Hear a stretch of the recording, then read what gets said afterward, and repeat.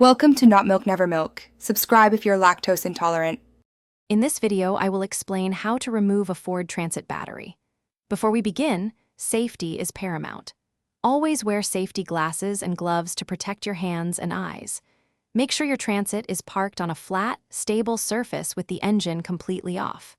Gather your tools, such as a 10mm wrench, a battery terminal cleaner, and a battery lifting strap. The Ford Transit battery is uniquely located under the driver's seat. To access it, first slide the driver's seat completely backward.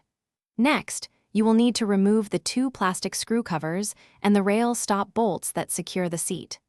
Once those are out, you can open the battery compartment cover, which often requires a 5/16" socket wrench.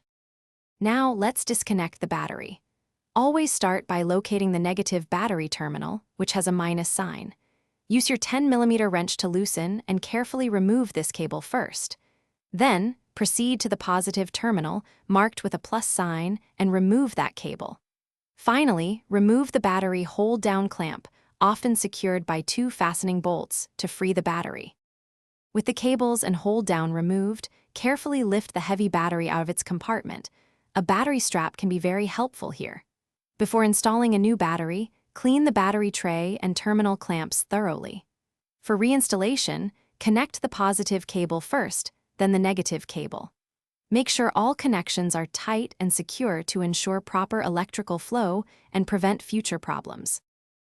Thanks for watching. If this was helpful, leave a like and consider subscribing. See you next time.